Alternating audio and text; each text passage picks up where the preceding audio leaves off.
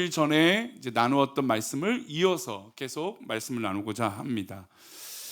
시대적 변화는 여태까지 해왔던 것을 지키는 것과 또 변화하려고 하는 것의 팽팽한 대립과 또 이런 모습들이 있습니다.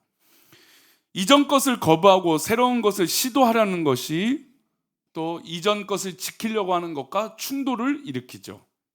물론 새로운 것이 늘 좋은 것은 아닙니다. 또 그렇다고 과거의 것이 늘 좋은 것도 아닌 것이죠.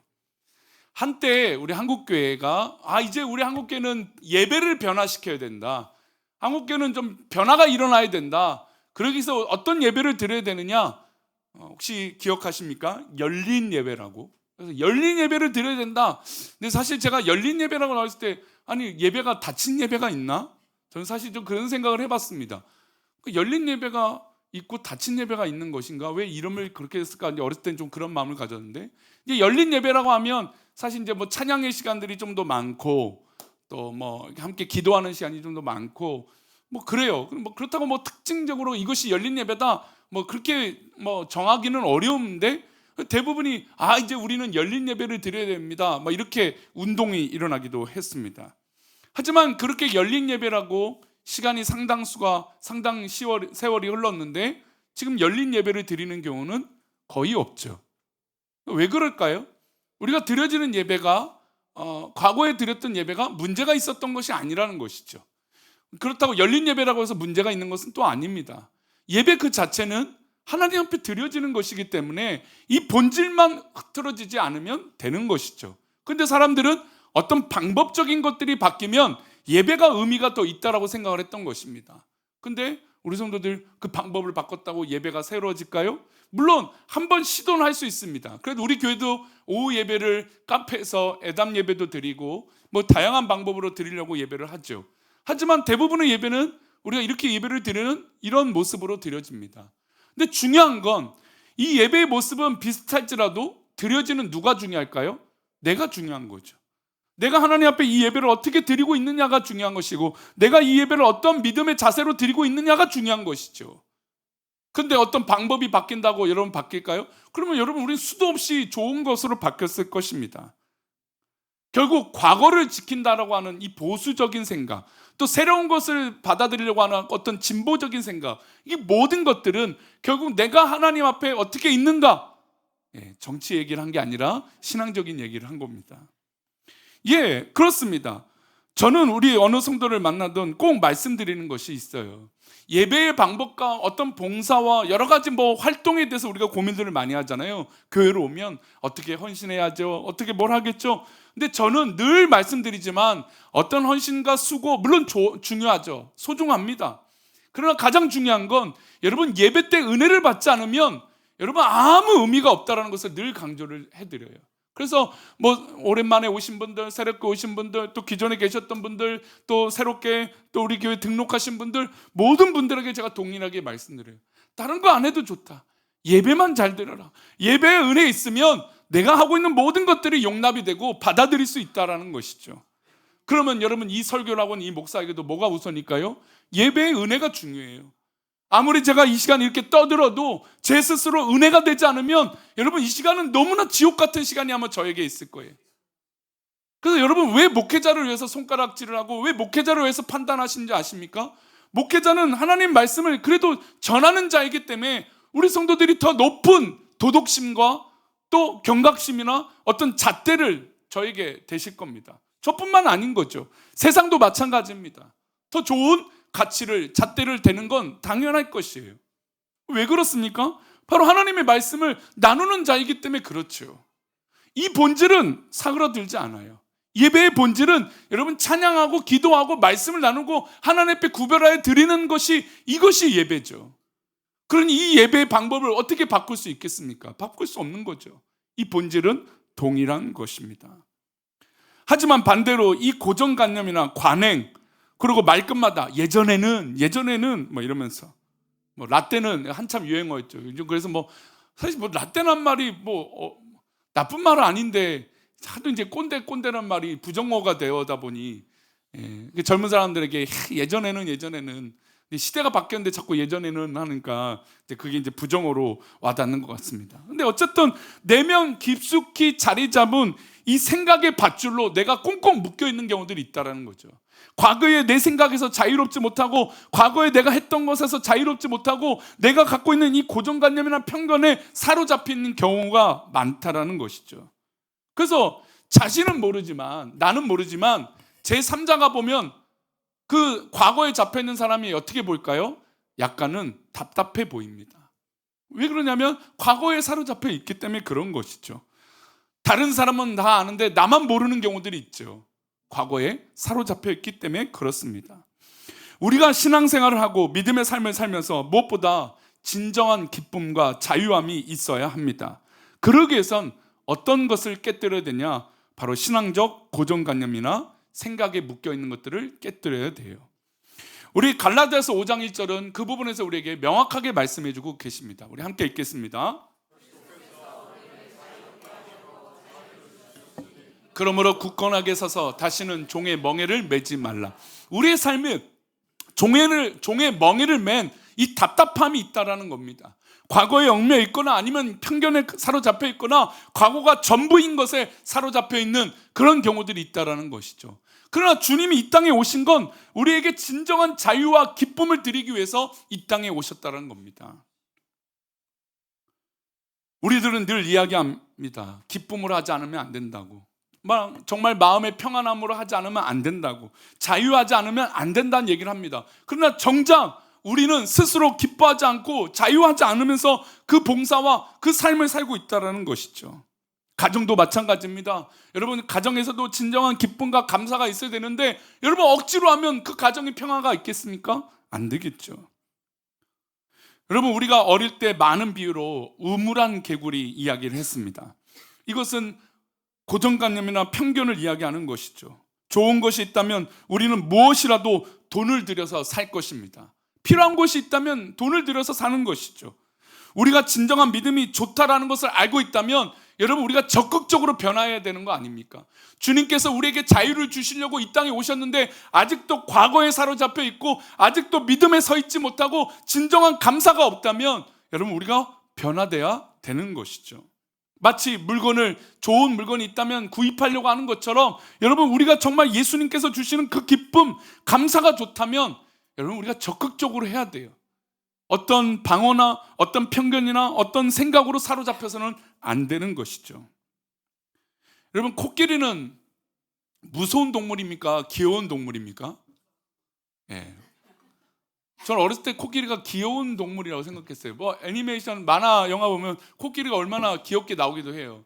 근데 실제로 정말, 그러니까 물론 이제 코끼리가 싸움을 뭐 그렇게 좋아하는 건 아니지만 진짜 싸우면 사자 호랑이가 싸움이 될까요, 안 될까요? 택도 없다고 하더라고요. 뭐 그냥 그 엄청난 무게, 그냥 깔리면 죽으니까. 그래서 이 코끼리가 사실 굉장히 무서운, 게다가 뭐 이 정글에서도 차량이라든지 이렇게 위협할 때 코끼리 부딪히면 자동차도 뭐 거의 날아가 버리는, 뭐 물론 속도로 부딪히는 건 아니겠지만 코끼리가 넘어뜨려 버리는 이런 일도 있다고 하더라고요. 무서운 동물입니다. 거대한 동물이죠. 근데 이 코끼리를요, 어릴 때 얇은 밧줄로 묶어 놓는다고 합니다.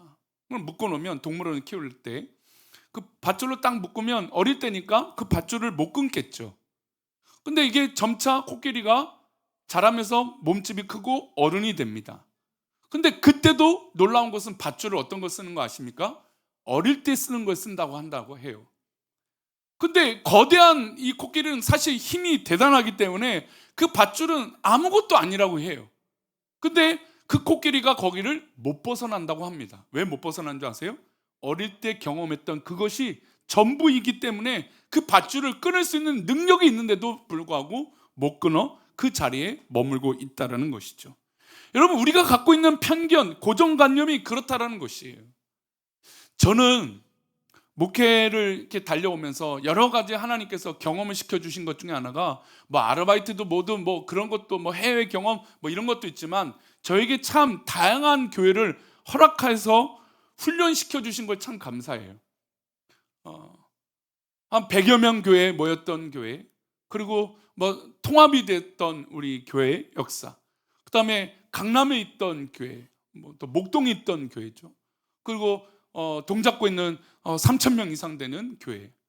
그리고 교회가 성내동에 있다가 하남으로 이사가면서 이전하는 교회. 그러면서 교회가 또 성장하는 교회. 그리고 우리 교회. 그러니까 여러 가지 시스템과 여러 가지 경험들을 했어요. 그러니까 성도님들이 볼 때 저의 모습을 단편적으로 보시겠지만 저는 과거의 경험들과 그런 교회들, 또 어릴 때 교회들이 있죠. 그런 모습들의 좋은 것과 나쁜 것들을 다 봤습니다. 그러면 여러분, 전문가가 누구일까요? 동의하기 어려우신가 보네요. 제가 여러 가지 교회 사정들을 봤다라는 건 그 시각들이 있어요. 근데 가끔 대화를 할 때 보면 약간 안타까울 때가 있어요. 물론 제가 그것을 성도들에게 강요하지 않습니다. 저는 그런 목회를 하지는 않아요. 성도들에게 이렇게 하세요, 이게 정답입니다. 물론 선하고 덕을 세우기 위해서 그렇게 권면을 하지만 꼭 이렇게 하세요, 그것이 절대적입니다, 그런 목사는 아닌 것 같아요. 저도 그런 것에 오히려 스트레스를 더 받죠. 근데 가끔 보면 예전의 것에 꽉 잡혀 있는 분들을 봐요. 예전에 했던 봉사, 예전에 했던 헌신, 예전에 했던 은혜, 예전에 했던 기도, 거기서 자유롭지 못하는 것을 보죠. 그래서 그거 말고 더 좋은 것이 있습니다. 근데 이번에 대신방하면서 은혜가 되는 건, 신방에 왜 은혜가 있는가 하면 이미 우리 성도들이 변화될 이 사모함이 다 있는 것 같아요. 그래서 제가 별 얘기 안 하는데 사실 이제 한 40분, 짧게는 40분, 1시간 정도 신방을 하거든요. 근데 신방을 하는 동안 1시간도 넘게 하는 가정도 있었네. 근데 보통 제 말보다 누가 말이 더 많은 줄 아세요? 신방하는 우리 신방 받는 분들이 훨씬 더 말씀이 많으세요. 제가 별말도 안 하거든요. 그리고 설교는 한 5분 안에 다 끝나니까, 예배는 10분 안에 다 끝나니까. 근데 그 많은 이야기 가운데 오히려 스스로 답을 다 갖고 계시더라고요. 그래서 제가 동력만 주면 되는 거예요. 이게 좋습니다, 그러면 다 받아들일 준비를 하더라는 거죠. 여러분, 과거에 여러 가지 모습들이 있지만 여러분, 좋은 것들을 취사 선택하고 하나님 기뻐하시는 것들을 선택하는 건 지혜로운 거예요. 여러분, 우리 주님께서 우리에게 자유를 주신다고 하는데 왜 과거에 얽매 있고 편견에 사로잡혀 있고 안 된다라고 하는 부정어에 사로잡혀 있습니까? 그럴 필요가 아무 의미가 없다는 거죠. 그리고 시간이 지나오면 여러분, 그게 중요합니까, 안 중요합니까? 아무 중요하지 않아요. 별 중요하지 않은 것에 우리가 목숨을 걸 때가 있어요. 아무 의미도 없는 것에 우리가 힘을 줄 때가 있다라는 것이죠.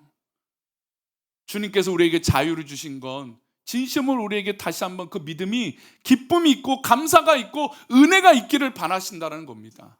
우리 이 예배를 드린 우리 성도들에게 삶의 모든 영역에 참된 자유가 있기를 축원합니다. 참된 기쁨이 있기를 축원합니다. 그래야죠. 참된 기뻐야죠. 이 예배를 드린데 왜 힘들게 드려요? 예배를 드린데 왜 주님을 못 만나요? 예배를 드린데 왜 얽매여 있어요? 왜 근심이 아직도 있어요? 여러분, 하나님 앞에 기뻐하면 아무 문제 없는 것이죠. 예수님이 이 땅에 오셔서 수많은 편견과 수많은 얽매여 있는 것들을 끊어내셨어요. 근데 그 중에 대표적인 사건이 오늘 본문으로 보려고 하는 요한복음 4장의 말씀입니다. 예수님께서 우리들이 갖고 있는 편견이나 고정관념, 변화되지 못한 모습들을 깨뜨리시는 이 대화, 이 모습이 있는데 그게 바로 요한복음 4장이라는 것이죠. 자, 예수님이 예루살렘에서 사마리아 지역에 올라가 갈릴리로 가십니다. 보통 유대인들은 요단강을 건너서 북쪽으로 올라가게 되어 있어요. 왜냐하면 그 중간에 어느 나라가 있냐면, 어느 성읍이 있냐면 사마리아 사람들이 살고 있었기 때문에 그래요. 유대인들은 사마리아인들과 상종치도 않았습니다. 그런데 예수님은 의도적으로 사마리아에 가신 것이죠. 우리 요한복음 4장 6절인데요. 함께 읽어볼까요? 거기 또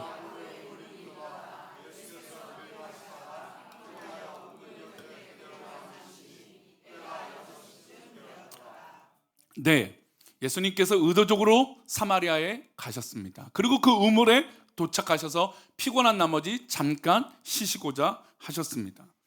이 본문의 말씀, 이 구절의 말씀을 통해 느낄 수 있는 건, 첫 번째, 이곳은 우물이 있는 곳이라는 거죠. 여기서 여러 가지 상황을 이야기할 수 있습니다. 이곳은 우물, 물이라는 것이에요. 특별히 여러분, 사막 기후에서 이스라엘이라는 중동 지역, 지금 전쟁이 일어나는 지역 보면 여러분, 중동과 사막에는 얼마나 기후가 건조합니까? 그래서 조금만 땀을 흘리고 하면 목이 마르고 갈증이 생기죠. 그래서 이 전쟁이 나면 예전에는 지금은 석유 갖고 전쟁을 한다지만 과거에는 이 사막에서 뭘 갖고 전쟁이 났을까요? 물 갖고 싸움이 났어요. 우물은 이 중동 지역에 정말 중요한 것입니다. 근데 예수님께서 이 우물에서 기다리고 계셨다는 거죠. 즉 여러분, 우리가 드려지는 이 예배가 바로 우물가라는 것이에요. 우물에서는 여러분 다른 것을 합니까? 안 합니까? 다른 것을 하지 않아요. 오직 뭘 마셔요? 물을 마시는 것이죠. 우물가에서 뭐 딴 것을 하겠습니까? 내 건조하고 내 목마른 목을 적시는 것이죠. 그래서 뜨거운 햇살로 인해서 지친 육신의 피로를 이 우물가에서 푸는 것입니다. 다시 말해, 여러분, 우리가 드려지는 예배가 바로 이 우물가예요. 이 예배로 우리의 갈증과 영적인 해가를 누리고 해방을 얻는 것입니다. 그래서 이 예배에 우물을 만나는 거예요. 그 기쁨으로 나오는 것이죠. 일주일 동안 어렵고 힘들고 또 고갈되고 갈증이 있던 그 삶을 하나님께 예배함으로 그 모든 것에서 해방되어지고 감사와 기쁨으로 변화되는 것, 바로 이것이 우물터라는 것이죠. 그런데 이 우물터에 누가 앉아 계십니까? 예수님이 앉아 계신 거예요. 여러분, 이게 굉장히 중요합니다. 우리가 주일을 오기 위해서 열심히 최선을 다해서 준비하고 옵니다. 다들 오지요. 그러나 이미 예수님은 이 자리에 앉아서 우리를 맞이하고 계신다는 거예요. 중요한 건 그 예수님을 만나느냐 만나지 못하냐 이것이죠. 우리가 해결되기 원하고 해방되기 원하고 자유하고 싶은데 이 자리에 예수님을 만나는 것이 더욱더 중요하다는 겁니다. 예수님은 이미 앉아 계시는데, 예수님은 이미 기다리고 계시는데 우리의 생각은 다른 것에, 다른 마음에 빼앗기고 있다는 것이죠. 우리가 신앙생활을 하고 자유함을 얻고 진정한 기쁨이 가득하기 위해서 이 신앙생활을 한다면 이 시간 무엇보다 누구를 만나야 될까요? 우리 예수님을 만나야 되죠. 우물가에 계시는 예수님을 만나야 여러분 진정한 자유할 수 있는 물을 마실 수 있는 거예요. 그럼 예수님은 지금 오셔서 누구를 자유케 하시는 것일까요? 우리 7절 말씀인데요, 함께 읽겠습니다. 사마리아 여자 한 사람이 물을 기르러 왔음에 예수께서 물을 좀 달라 하시니, 이 우물에서 예수님은 여인을 만나셨습니다. 여기서 분명한 표현이 있어요. 사마리아 여자 한 사람이. 그러니까 지금 이 우물을 기르러 오는 시간이 사실 이제 로마 시간으로 따지면 저녁 시간으로 되어야 되는데, 이 사도 요한은 여기서 유대인의 시간으로 그냥 기록한 것 같아요. 그래서 오후 정오가 되는 거죠. 근데 정오에 물을 떨어 다닐까요, 안 다닐까요? 사실은 안 다녀요. 아침밥을 하거나 저녁을 먹기 전에 해가 질 뜨겁지 않을 때 물을 기르러 다니죠. 근데 이 시간에 물을 기르러 왔다는 건 이 여인은 그렇게 동네에 사람들과 어울리고 싶지 않은 여인이었어요. 그래서 성경은 분명하게 기록하고 있습니다. 사마리아 여자, 그들이 있었겠죠. 그런데 누가 온 것입니까? 한 사람이, 그 여자들 중 한 사람이 물을 기르러 왔다라는 것이죠. 여러분, 우리가 한 사람이라고 하는 단어가 굉장히 중요해요. 예수님이 인류를 위해 이 땅에 오셨습니다. 인류라는 건 모든 사람을 말하는 거죠. 모든 사람을 구원하시기 위하여 예수님이 이 땅에 오셨습니다. 고난주간과 부활절은 그런 의미에서 놀라운 것이죠. 그런데 모든 인류를 위해서 이 땅에 오신 예수님이 지금 누구를 만나세요? 인류가 아니라 한 사람을 만나고 계신다는 거죠. 아까 말씀드린 대로 대신방 기간 가운데 굉장히 은혜가 넘치고 우리 성도들이 감사가 넘친 것 중에 하나가, 그리고 또 저도 얼마나 기쁘고 감사한지 모릅니다.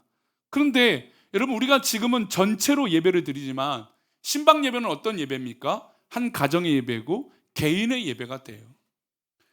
여러분, 그런 의미인 거죠. 우리가 전체로 예배하지만 주님은 지금 이 전체도 사랑하시지만 누구를 사랑하세요? 나 한 사람, 우리 한 사람을 사랑하고 계신다는 거죠. 그래서 주님은 모든 우리가 드려지는 이 공동체의 예배를 받으시지만 나의 예배를 받으시는 거예요. 우리 성도들의 고백을 받으시는 것이고 우리 성도들의 하나님께 있는 그 모습을 받으시는 것이죠.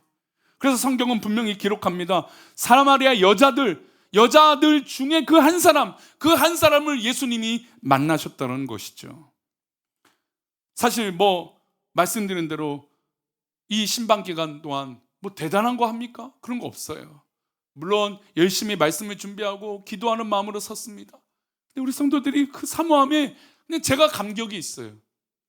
여러분, 이거를 역설로 바꿔야 돼요. 반대로 바꿔야 돼요. 예수님이 지금 우리 가운데 기다리고 계신다는 거죠. 우리가 신방뿐만 아니라 이 예배 자리에 우리 성도들이 있는 사업장, 직장 가운데 예수님은 우물가에서 기다리시는 것처럼 우리를 기다리고 계시는 거예요. 근데 우리가 모르고 있는 것이죠. 우리가 예수님을 만나지 못하고 있는 것이죠. 우리 이 예배를 드리는 우리 온 성도들이 누구보다도 내가 하나님을 만나시기를 소망합니다. 내가 예수님을 만나시기를 소망합니다. 여러분, 그러면 변화가 일어나는 거예요. 그러면 기쁨이 있는 것이고, 그러면 자유함이 있는 것입니다. 주님을 만남으로 말이죠.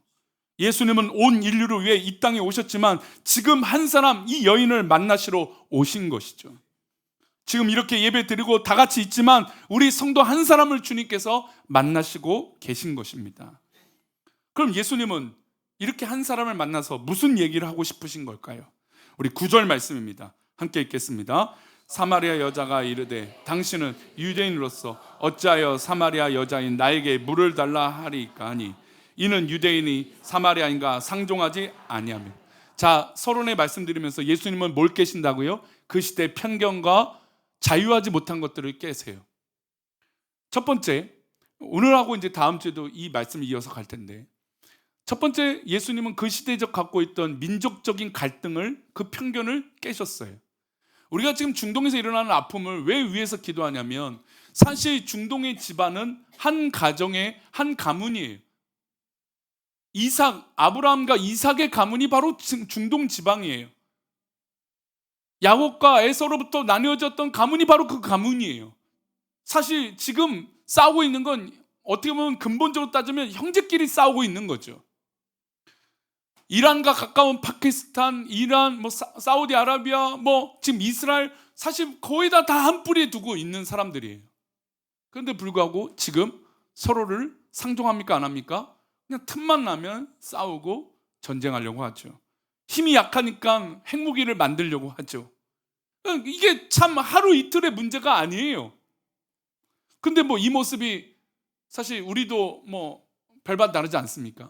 예전에 어른들이 해외 나가면, 지금은 우리나라가 참 어디 가나 한국 사람 인정받고 존경받고 참 그래요.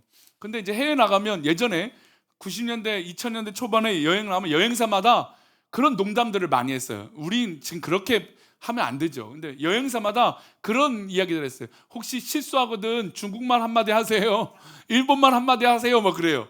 왜냐면 한국 사람 욕 먹으면 안 되니까 여러분 중국말 하세요, 일본말 하세요. 그거 진짜 가이드들이 실제로 했던 얘기예요. 가이드 하시면서 이렇게 하면서 실수하면은 아이고 일본말을 자기가 하면서 그래요. 우리도 사실 이게 한중일, 한일중 이렇게 우리 한국이 그래도 1등이 그래도 되니까 이렇게 있지만 서로 어떻습니까? 가까이 있는 듯 하지만 먼 나라죠. 중동 지역이 그래요. 게다가 여러분, 이 유대 사람, 그러니까 남이스라엘과 북이스라엘은 계속해서 으르렁거리는 시대예요. 근데 가만 보면 이 두 나라는 한 민족이에요. 이스라엘이라고 하는 한 민족이죠. 근데 유대인들이 북이스라엘에 있던 이 사마리아인들을 상종하지 않아요. 여러 가지 이유가 있어요. 먼저 멸망하기도 하고, 먼저 우상을 만들기도 하고, 그런 이유 여러 가지가 있겠지만, 그래서 이들과 상종도 하고 쳐다도 안 봤어요. 근데 예수님이 이 땅에 오셨는데 어떤 이 민족의 신분으로 오셨냐면 유대인이라고 하는 신분으로 오신 거죠. 역시 다윗의 자손으로 오신 것이기 때문에 그렇죠. 근데 예수님은 그 신분과 배경에 중요한 것으로 여기지 않으셨다라는 거예요. 지금 말씀을 다시 한번 보겠습니다. 그런 의미로 9절 말씀 다시 한번 보여주세요. 9절 말씀 시작. 사마리아 여자가 이르되 물을 달라 하니까 이는 유대인이 사마리아인과 상종하지 않고, 그러니까 유대인은 사마리아인과 상종, 밥상도 같이 하지 않고 쳐다도 보지도 않고 인사도 하지 않은 사람이었어요. 그런 관계였거든요. 그런 관계인데 예수님은 유대인으로서 계셨지만 모든 사람들, 모든 인류, 모든 그 가운데 한 사람을 만나시고 사랑하셨다는 거죠. 여러분, 예수님도 이런 편견을 깨세요. 예수님도 이런 고정관념을 깨신 거예요. 좋지 못한 편견과 고정관념을 깨는 거예요. 그런데 왜 우리는 아직도 과거에 옛날에 한 것이 전부 있냐, 그렇게 사로잡혀 있냐 이것이죠. 하나님 앞에 자유하고 기쁨을 누려야 되는데 우리는 아직도 옛날 과거. 여러분, 이게 나이 든 사람만 과거 할까요? 천만의 말씀, 젊은 사람들도 다 그래요. 젊은 사람들도 옛날 얘기예요. 저 그러면서 되게 신기해요. 왜 옛날 얘기할까? 물론 뭐 옛날이 주는 추억과 동력은 있겠죠. 그것을 아예 오늘 설교 끝나고 목사님 옛날 얘기하지 말라 했으니까 이제 하지 말아야지, 그 의도가 아니에요. 하나님 앞에 은혜를 받아야 되는데 은혜보다 우선인 게 있다는 게 문제라는 거죠. 하나님 앞에 자유해야 되는데 자유하는 것보다 더 이 잘못된 것, 과거에 얽매여 있는 것들이 있다라는 것이죠. 요즘 러닝이 유행입니다. 요 예화를 하고 마칠게요. 러닝 유행이죠. 요즘 뭐 또 날씨가 따뜻해지니까, 저도 얼마 전에 그 올림픽 공원에 갈 일인데 와, 한 50명이 막 50명도 넘는 것 같아요. 와, 그 올림픽 공원 이 테두리를 뛰어가는데 야, 대단하다, 정말 건강하다, 저렇게 열심히 운동하는구나, 좋다 하면서도 한편에 아유, 저거 걷는 도로 다 막고 저렇게 뛰네, 또 걱정이 되고, 뭐 요즘 이게 양분이 돼서 좀 그런 것 같아요. 근데 사실 여러분, 런닝하면 꽃이 마라톤이죠. 지금 뭐 10km, 하프 마라톤, 풀코스 뭐 이렇게 있습니다. 42.195km가 과거에는 여성이 참석할 수 없는 종목이었어요. 심지어 얼마 전까지는 70년 전까지만, 그러니까 1970년 때까지요.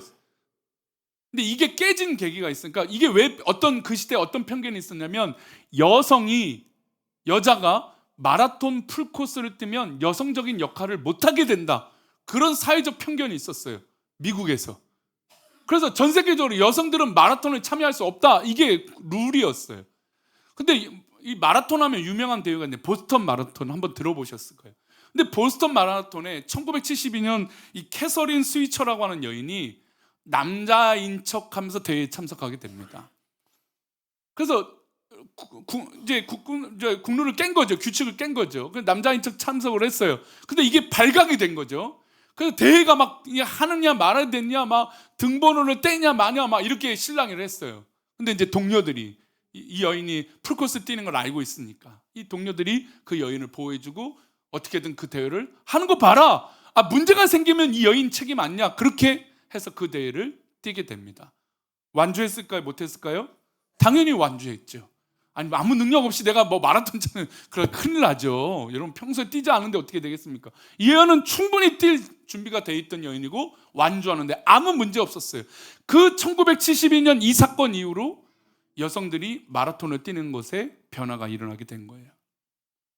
여러분, 지금 생각하면 너무 웃긴 일이잖아요. 이거 말도 안 되는 편견이잖아요. 근데 여러분, 우리가 갖고 있는 신앙적 편견, 하나님 앞에 은혜를 사모하는 것보다 우선되는 게 우리 가운데 있다라는 거예요.